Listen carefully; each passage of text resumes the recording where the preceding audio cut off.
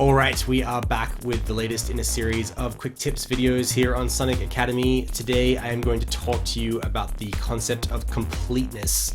This basically revolves around the central idea that a 95% finished song can have thousands of listeners, whereas a 99% finished song can have millions. And here are some steps in this video that you can take to go that extra mile and really just ensure that your initial crafted sound that you have created is wrapped in the extra dimensions that are required to make it into a fully fledged record. So let's jump straight in.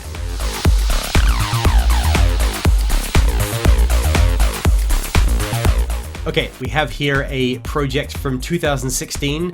This was a Jimbo hit in the making that never quite made it there. I did play this song on the Unreleased Tunes Special 1 podcast a long time back, and I played this track out a few times. But I think I had other more exciting projects going on at the time of making this, and so I didn't end up using this. This is probably a good project to show you some techniques to really flesh out the completeness of a song.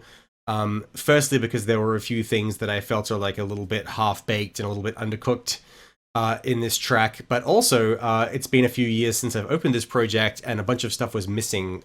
So the project is already stripped back. As in addition to having a few things actually missing. So I'm going to give you a quick play of this, just the initial groove, the breakdown section, and then the drop section, and then we'll explore a few ways that we can beef things up.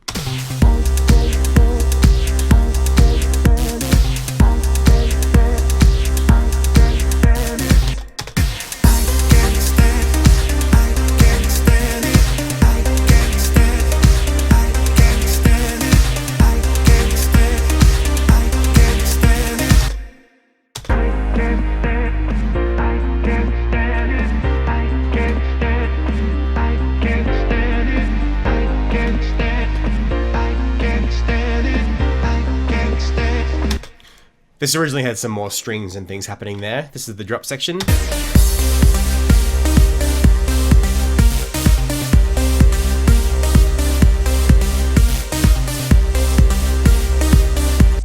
And all of it coming together at the end.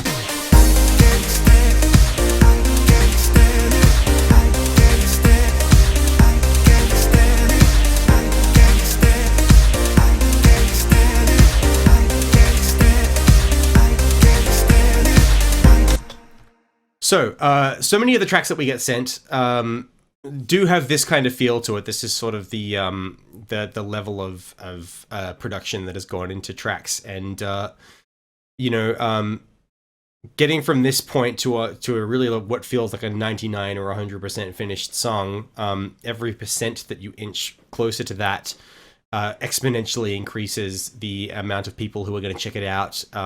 It increases how much people are it's going to resonate with people, how much people are going to remember it, and how much people are going to come back to listen to it again and again. And so what I see a lot of the time is, certain sections that producers have made that are a little bit underserviced. And let me play this lead section, for example, here.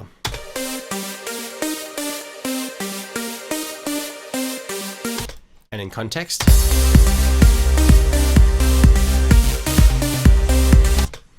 So I've got 3 layers for this, so there's some layering happening already, which is good. Super cheesy. And, this layer probably shouldn't be panned that far to the right with all that spatial stuff on it. So where people run aground is that, they know that something still needs to be done. They know it's not like where they want it to be. But it's hard to articulate sometimes what exactly it needs and or what's missing.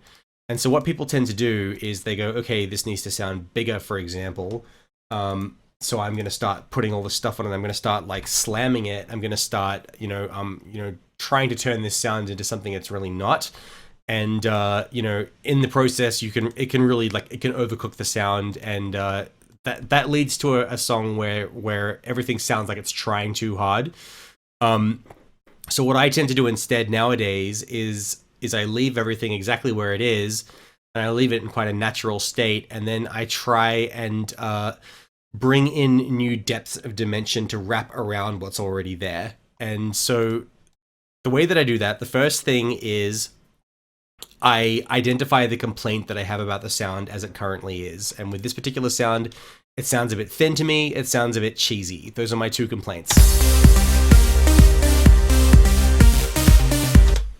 What people don't always realize is that you can solve these problems by bringing in extra dimensions. So for example, in answer to this sounding too cheesy, I can solve this with a layer of classiness. And so when I'm layering things, what I'm bringing with my new layer is a layer of something that the sound currently doesn't have. So what people I think really like don't necessarily always realize at first is that, you know, you can take something that sounds cheesy, you can wrap it in a layer of something classy, and suddenly it's not cheesy anymore. And that is the way out of that maze.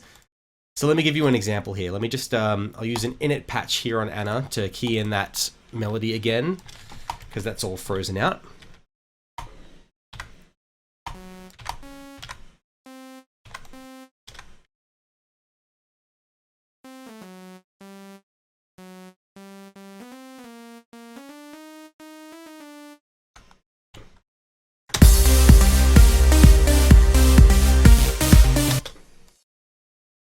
So what I'm looking for is just a layer of classiness.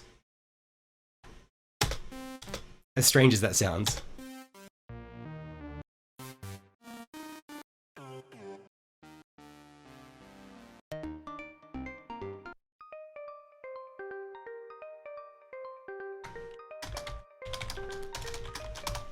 That sounds a little classier than cheesy. Kind of pleasing and nice to listen to. This isn't going to carry the song by itself, but mixed with everything else.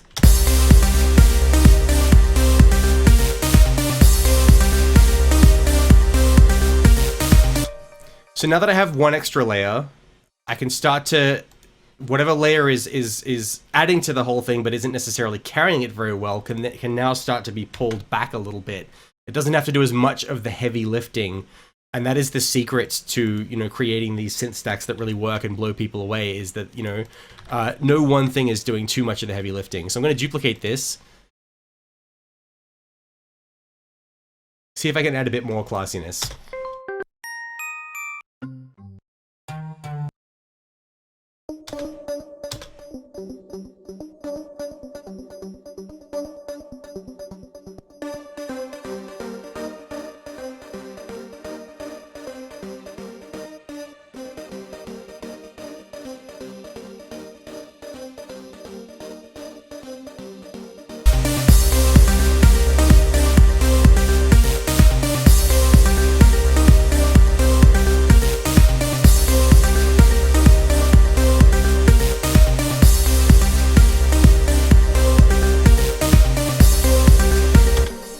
So I've added a couple of little extra dimensions there, and so, you know, the first step to completeness is always sort of, you know, identifying these little pockets of space for classiness or for extra dimensions to the sound you've already got that aren't necessarily being used. Using that method of identifying things with a complaint again, let's have a listen to this kick.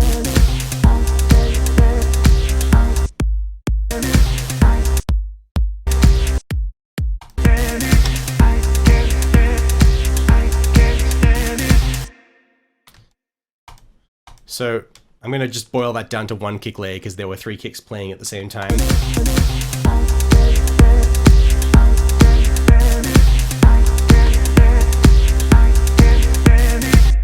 So in this case, it was about taking something away rather than adding something.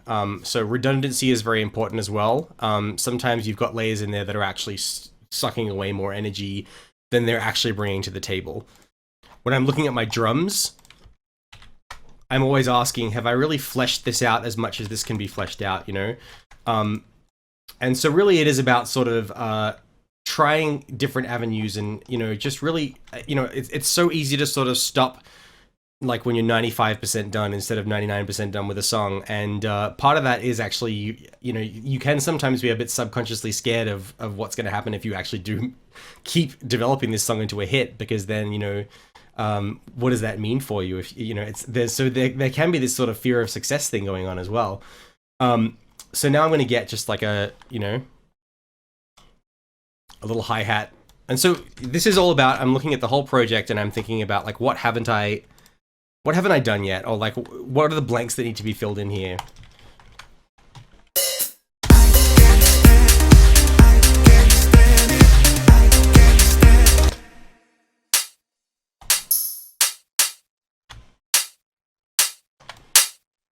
Just a quick 16th note hat.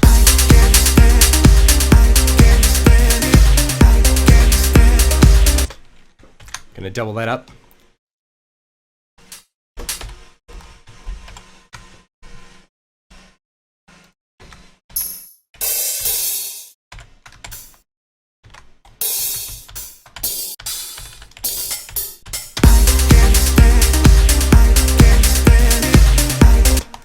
So even just these two little hi-hat lines.